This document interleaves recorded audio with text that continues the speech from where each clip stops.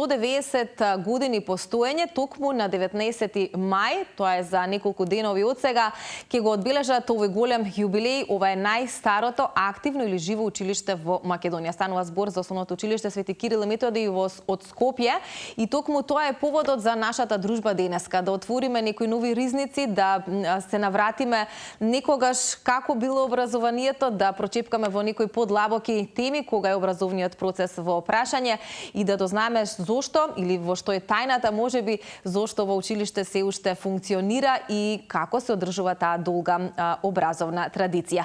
Имам и повеќе од одлични соговорници, сите дел од ова училиште или со добра емотивна и животна приказна поврзана со Основното училиште Свети Кирил и Методи. Воислав Гушевски, поранешен пак речам и наставник и ученик, така? Така. Да, Виолета Ѓошева, поранешна учителка во ова училиште и исто така некогашна ученичка, токму така, и Теодор Тодоровски, некогашен ученик во ова училиште. Добро утро за сите. Добро утро.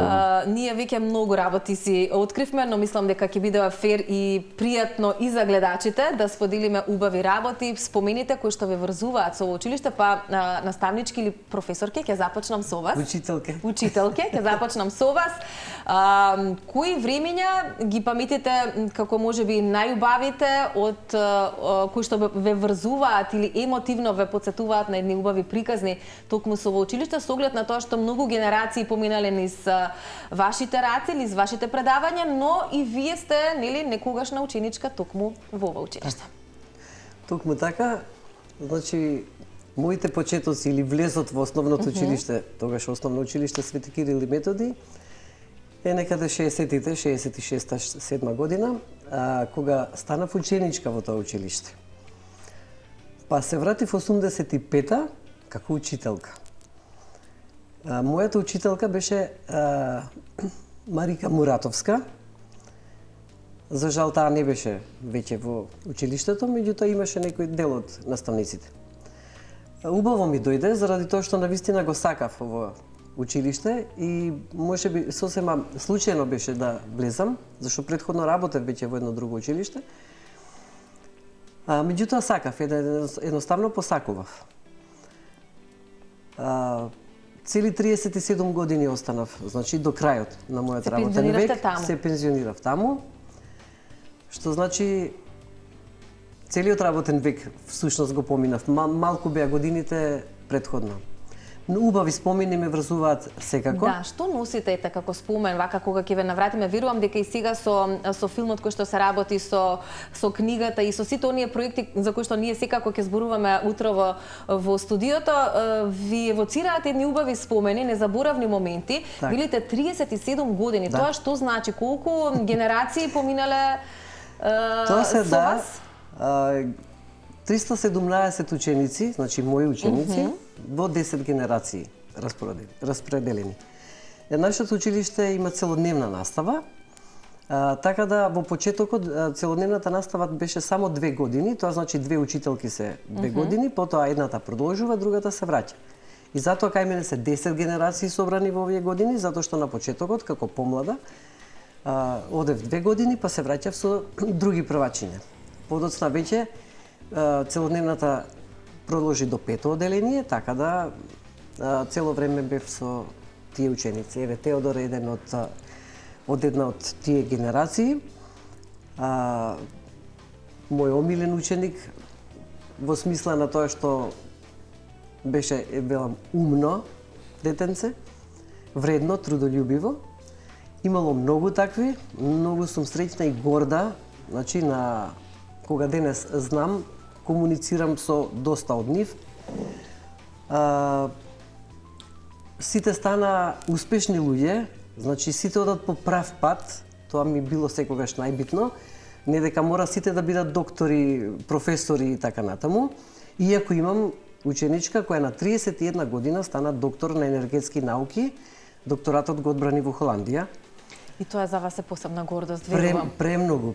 Многу бев среќна и нормално и упатив убава порака, таа ми врати и така. Тоа е многу интересно. Луѓето, ги веќе кажам, бидејќи поаѓам и од себе. Па и тогаш се мали луѓе. Да, поеѓам и од себе, мене ми импонира мојата комуникација со мојата класна, со некои од наставниците во средно, во основно образование и така натака. И верувам дека и за вас е тоа едно посебно доживување, меѓутоа е секогаш фасцинантно како наставниците или учителите ги паметат децата, иако велите поминале 317 деца, ученици, на што се должи тоа? Тоа е некој впечаток кој што го оставаат децата или можеби е нешто што како умешност го носат образовните, односно наставниците? Да, токму така. Просветните работници. И децата имаат свое влијание, значи тие оставаат впечаток на нас, нели? Меѓутоа и ние колку им се посветуваме и јас некако тоа секогаш сум го чувствувала и така и сум се однесувала, баш како со мали луѓе. Значи, никогаш не сум ги третирала, првачиња, нели, на 6 години, дека сега тоа треба да се гали како што е дома, меѓутоа, нормално, нели, со убав пристап, ама сериозно. Секогаш со сериозни разговори, пристапување, мислам дека и Теодор може би го памети тоа. И тоа е поврзаноста, тоа што, да речеме, многу често, многу генерации сум успевала да ги сплотам, да се дружат и после тоа, дури сум имала многу пати покани за дружење, кога веќе средношколци се или матуранти, па излегуваме на кафе, па евоцираме спомени, тоа било многу интересно. Значи, тогаш ги откриваат тајните што како учителка, нели, не сум ги знаела. И е интересно, нели, како тоа се случувало без да го откријам. И секогаш уживате, верувам, во нивно друштво. Секогаш, да. И ден денес сум во комуникација со повеќето од нив, сега и со социјалните мрежи, нели, сите сега е веќе многу поедноставно. Да, ќе зборувам и за тоа време, бидејќи едно време немаше социјални мрежи, а денес си тоа како на располагање, но ќе се навратиме на тоа. Би сакала Теодор, бидејќи во неколку наврати го споменавте, какви сеќавања тебе те врзуваат и за училиштето, но и за наставничката која што верувам дека учителката, која што верувам дека ти дала една добра подлога за тоа што си денес, затоа што и таа спомена си еден од тие кои што се на вистинскиот пат во животот. Да, па мене многу ме врзуваат поедноставни сеќавања, некако да речем, јас бев од таа генерација, безгрижни секако, да, дека како дете или како мал човек, кога сум бил таму. Ма јас фатив некако тие генерации што се помеѓу технологијата и тој некој едноставен живот што беше порано, без телефони во училиште, без компјутери, иако имавме, ние бевме, да речем, револуционерна генерација, каде што меѓу другото бевме од прво до пето одделение или до девето после тоа, првата тест генерација на деветолетка, скокнавме второ одделение и така натаму. И имавте лаптопчиња? Имавме лаптопи, да. Исто така што ме навраќа тоа дека сериозно го сватив некако. Јас не, да речем, од 6-7 години кога сум почнал во училиште, јас си го сватив тоа сериозно, како моја задача е тука сега јас да бидам добар и да се покажам. Значи, прво, имавме систем пчелки, оценување, имавме мали, големи, 2-3 пчелки и така натаму.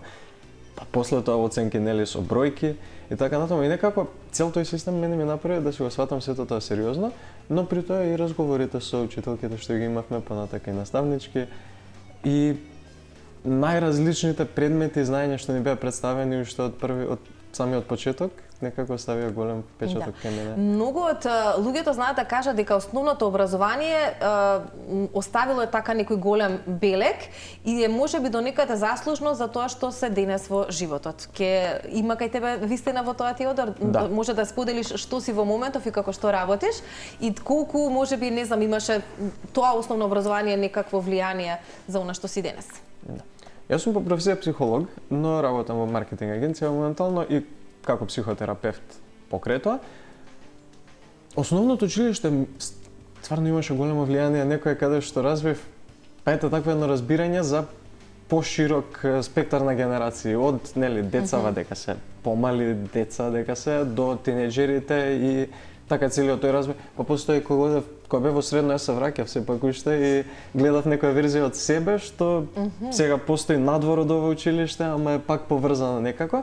да кога одбрав психологија да студирам, некако си направам целина на сето тоа и да прво тргнам од себе да се истражувам што уствари ме поврзувало мене толку многу.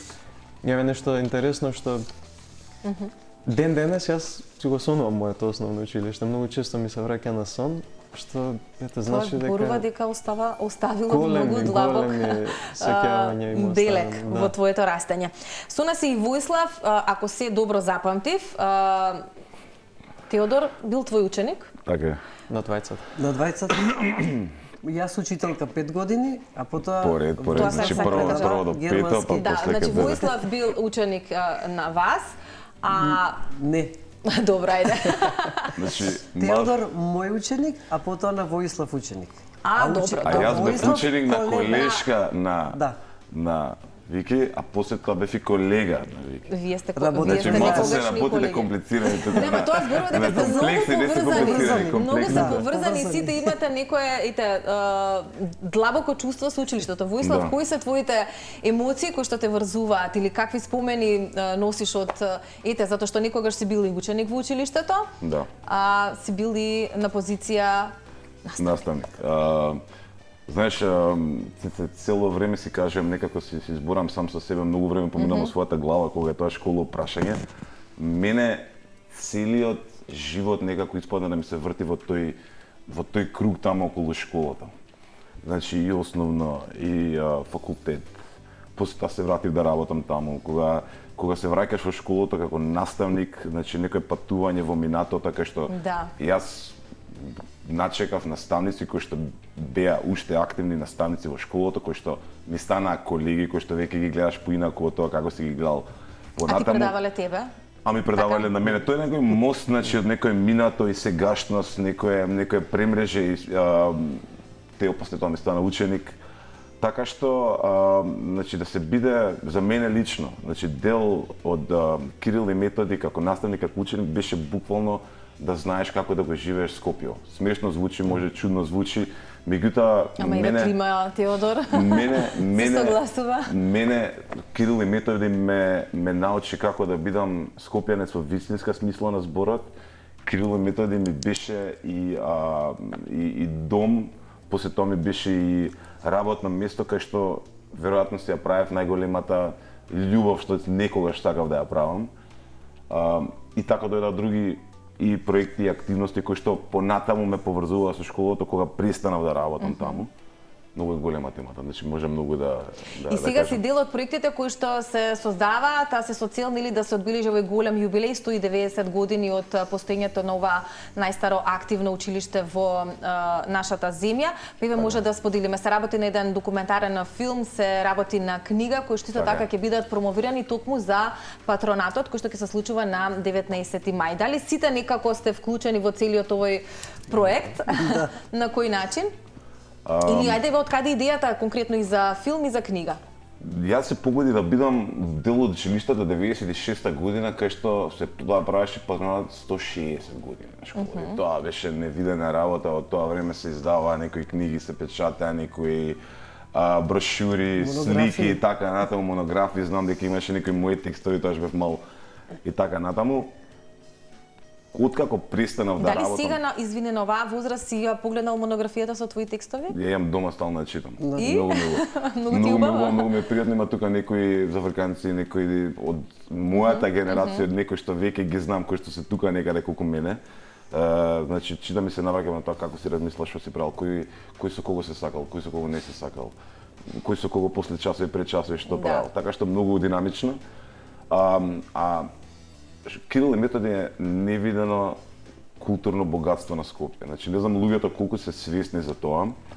Да си има едно активно училиште кое што е во центарот на Скопје, кое што е отворено 1836 година во Отоманската империја, кое што успева да преживее 19 век, кое што успеа да ги преживее Балканските војни, Прва светска војна, Кралство Југославија, Југославија како социјалистичка федеративна и независност на Македонија е тука да произведува генерации во 4 различни епохи на постоењето е неверојатна работа.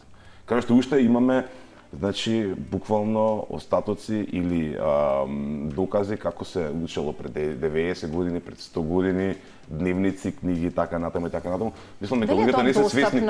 За незамете можеби учениците? Повеќето работи се достапни, нешто не е достапно, меѓутоа повеќето работи се достапни. Дали овие нови генерации имаат интерес за тие работи да ги погледнат, да ги доживеат, особено оние кои што различно е, различно. Значи има некои кои што се многу заинтересирани за тоа, има некои што апсолутно тоа им е секојдневие, школа, тоа е апсолутно тоа е дел од процесот.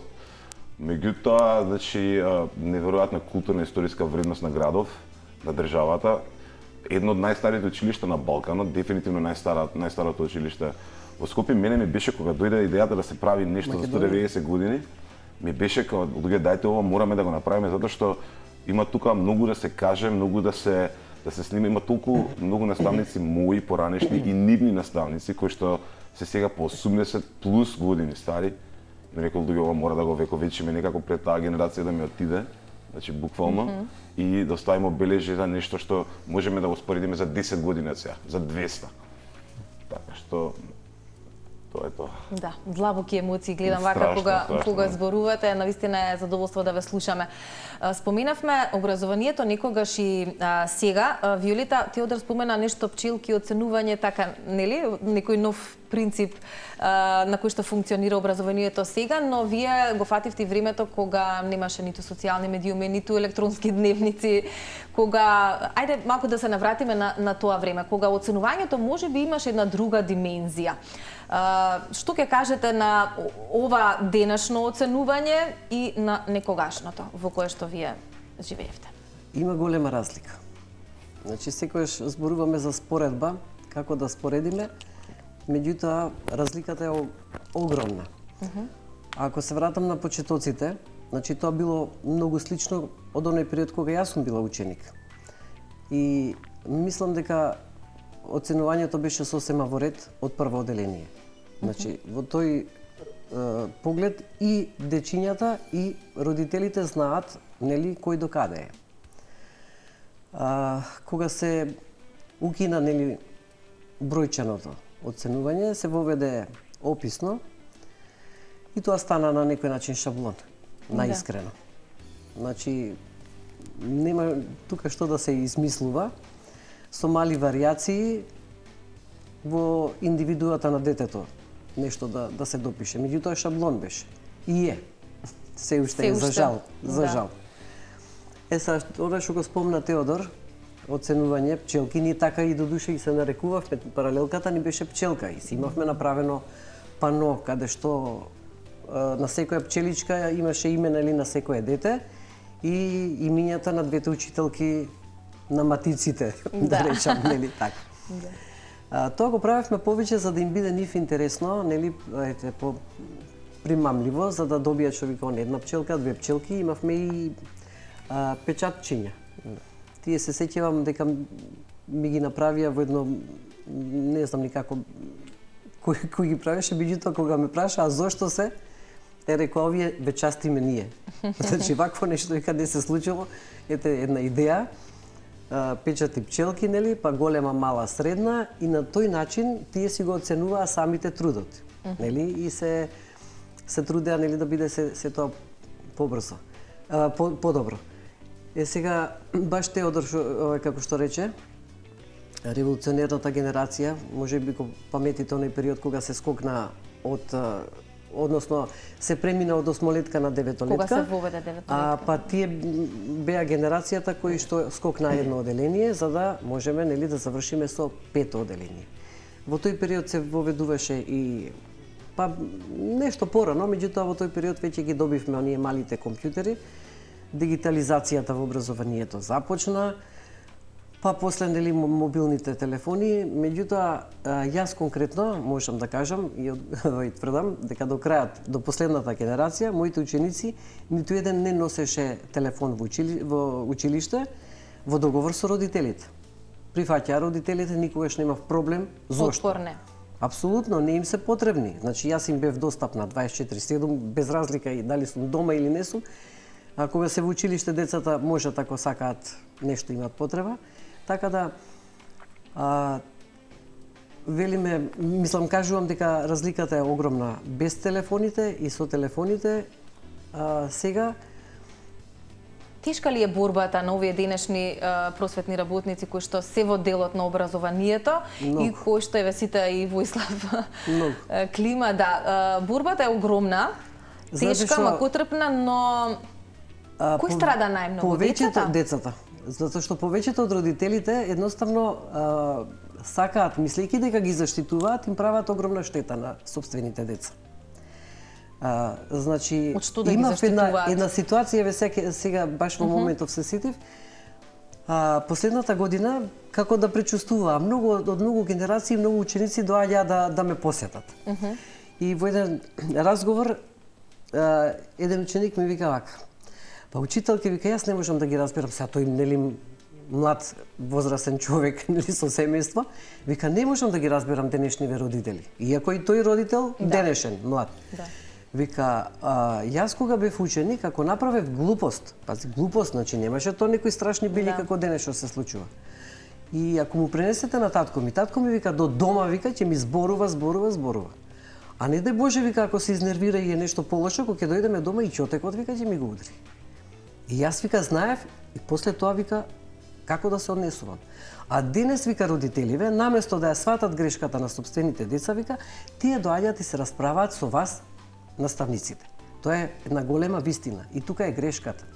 Вистина и за жал секојдневие. Кај во многу училишта, во многу семејства и оттаму веројатно можеби многумина знаат да кажат образованието за жал не е исто како некогаш. Апсолутно не е исто, воопшто не е исто. Воислав како родител на мали деца, верувам дека една од главните дилеми за тоа што и како понатаму со децата во образовниот процес е можеби токму тоа. Така, верувам дека не ти е едноставно кога знаеш, нели, што денес се случува во образованието, каква е околината и каква е влијанието.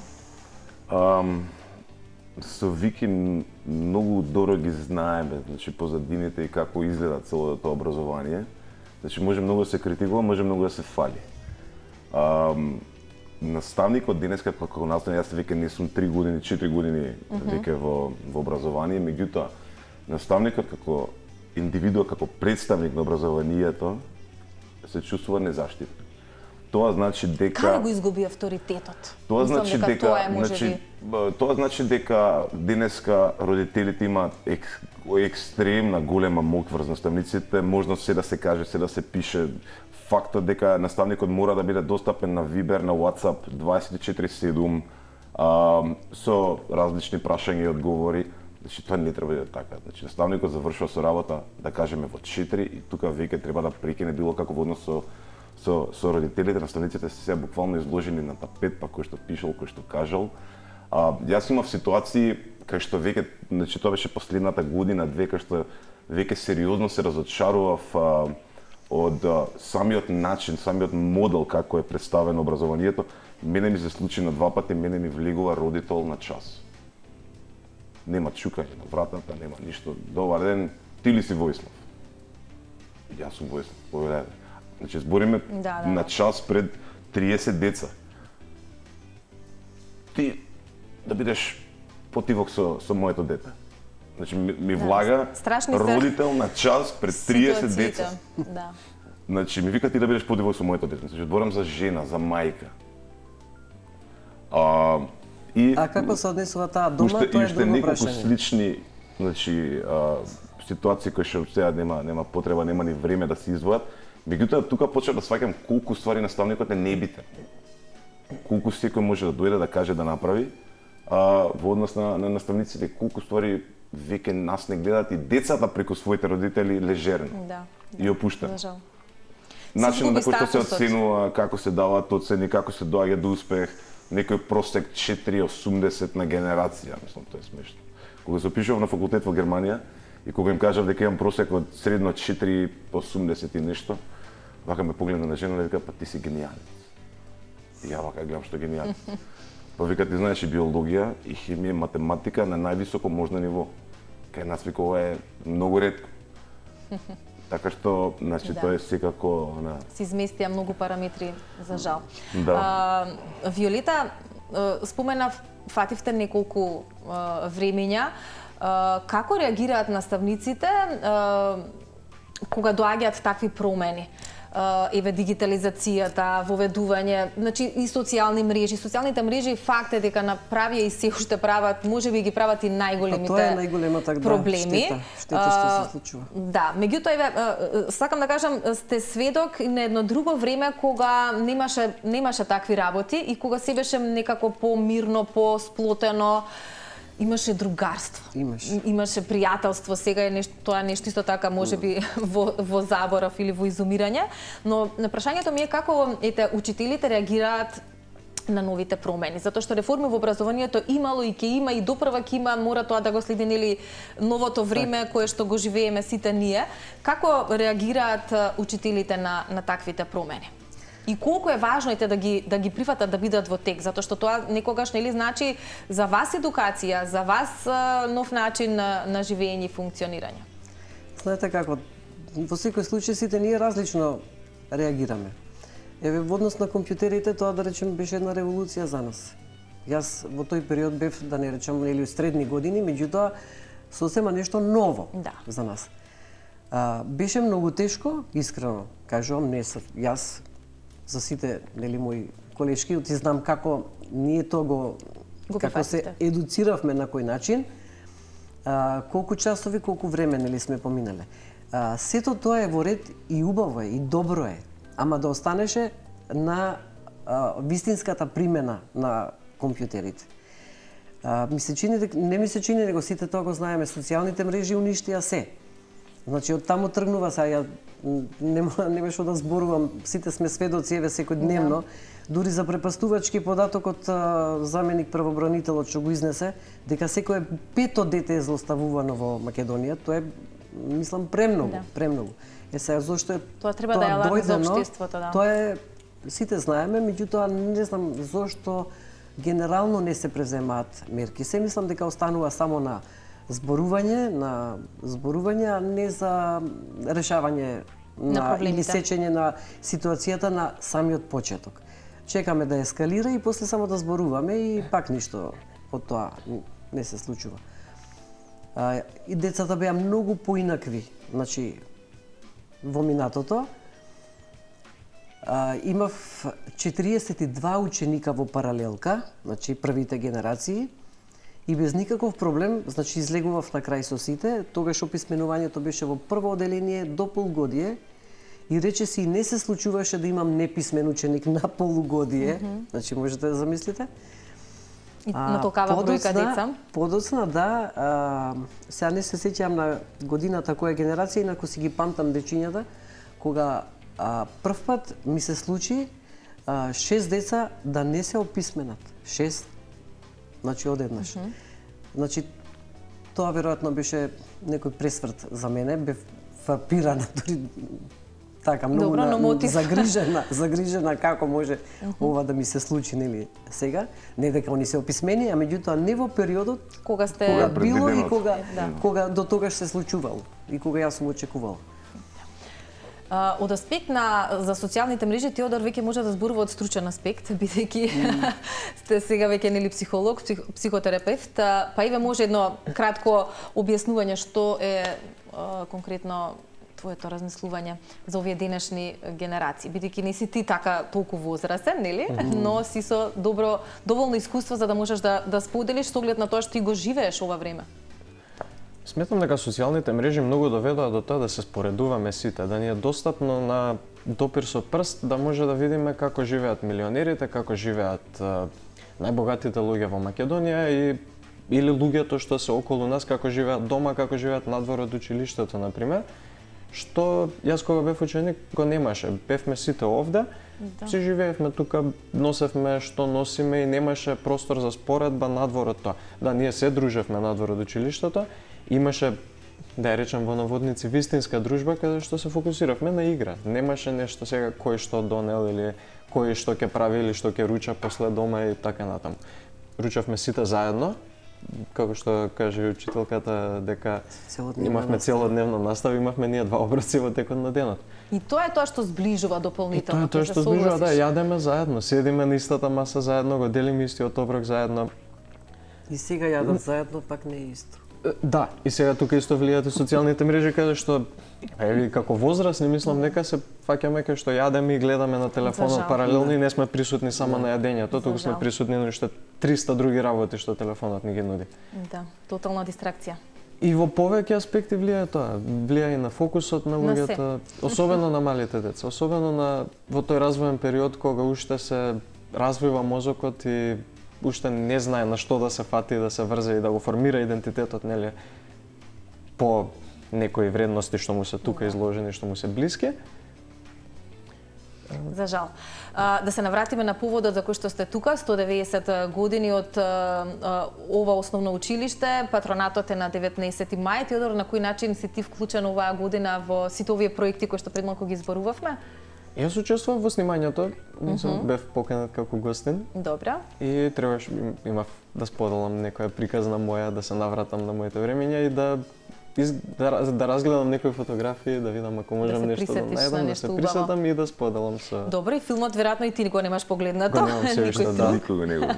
Да, мислам не дека го имаме трейлерот, во неколку наврати можеби кружеше, убаво е да го погледаме повторно, колеги од режија.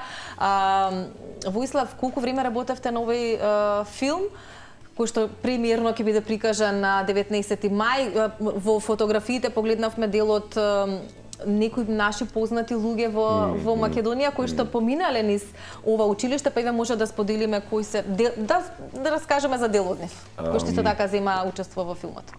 На идејата за филмот е уште пред неколку години, каде што со директорката моментално на училиштето и со вработените разговаравме што може да направиме за 190 години.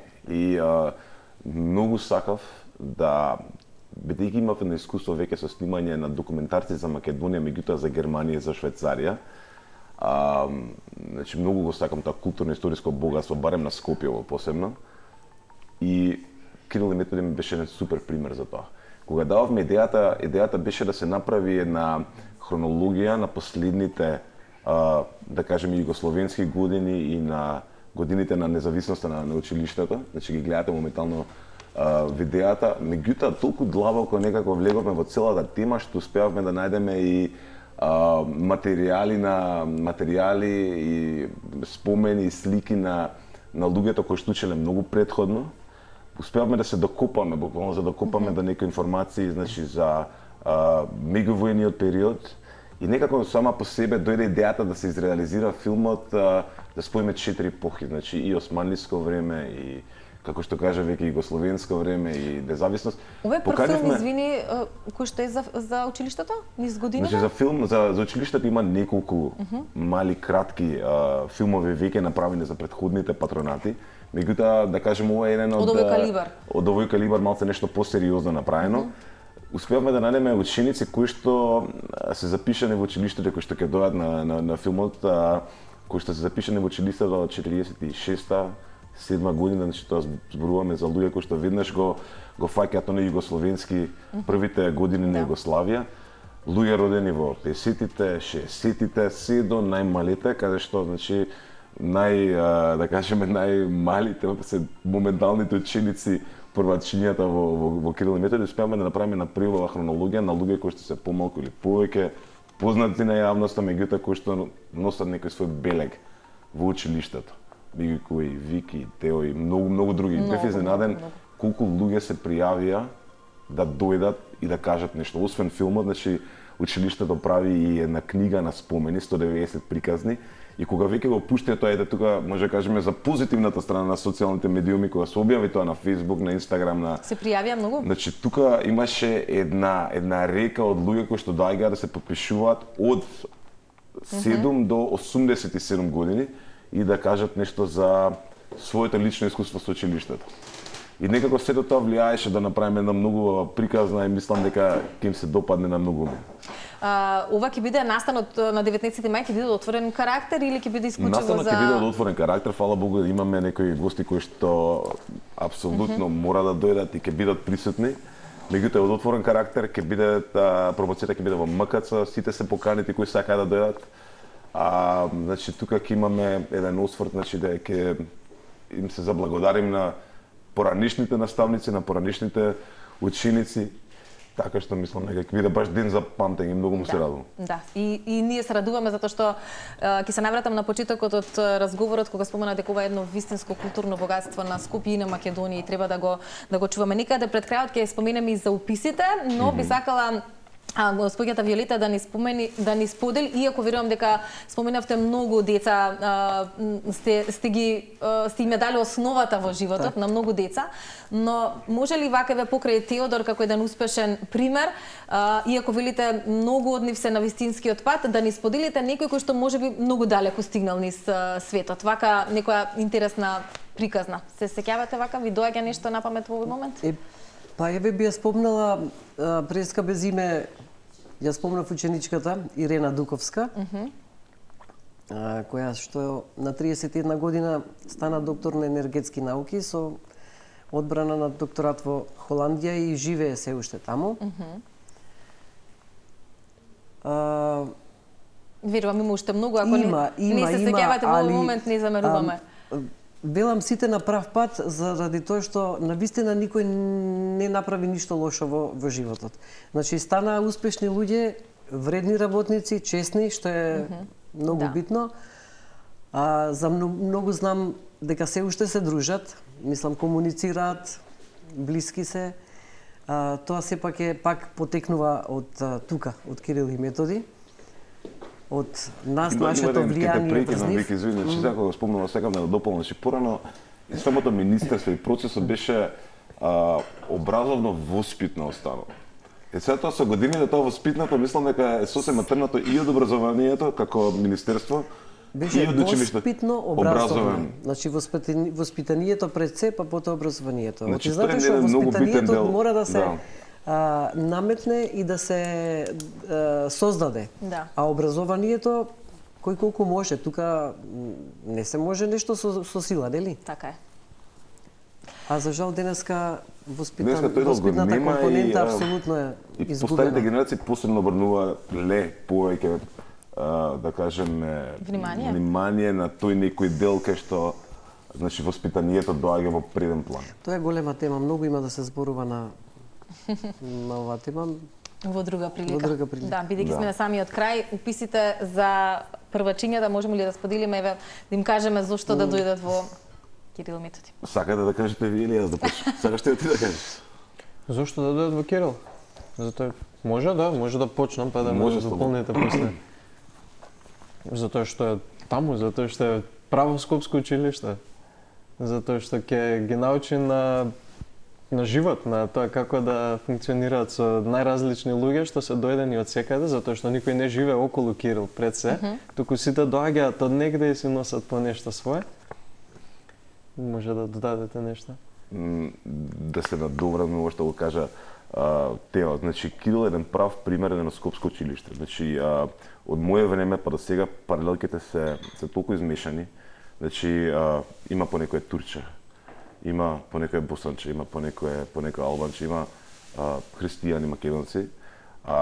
Уште од времето јас кога учев таму. Значи мене тоа школа ме научи пред се да немам предрасуди во животот кон никого. Тоа е една од најголемите предности. Значи дека сите сме исти и дека сите сме дел од Скопје, дека не сум ја повеќе од тебе, не си ти повеќе од мене. И тоа е една ретка можност во Скопје да се има една таква прилика. Дури имаше еден гостин во филмот ке каже нешто јасно, тој тоа го има приметено многу подоцна во животот. За разлика од основното училиште кај што воопште немало да се примета такви разлики. Кирил е во центар, Кирил е модерно училиште, имаат супер сала, сега прават и едно инклузивно игралиште за сите деца. Значи има преубав предава во повеќе училишта, има преубав кадар. Значи еден од најдобрите кадри во училиштата кои што јас ги знам. И кај што сум присуствувал и значи тоа е прекрасен кадар, можеби најдобрите во Скопје. Позитивна енергија, вистина. Екстремно, значи имаше и Кети го каже тоа, значи тоа провлекување на уште во луѓето што се ке мирисот на менторите од минатото. Значи тоа е едно провлекување. Значи на тоа е едно провлекување патешествие од минатото до сега кај што луѓето го задржувале тоа за Кирил дека тој квалитет и тој однос со децата. Така што срдечна препорака. Моето дете сега запишува прво одделение во Иво Киров. Одлично. И за крај. Јас би сакала за крај да една кратка порака. Пред многу години нашиот композитор Љубомир Бранџолица напиша песната Нашето училиште. Почнуваше вака: моето училиште високо и бело, сред Скопје стои гордо и смело.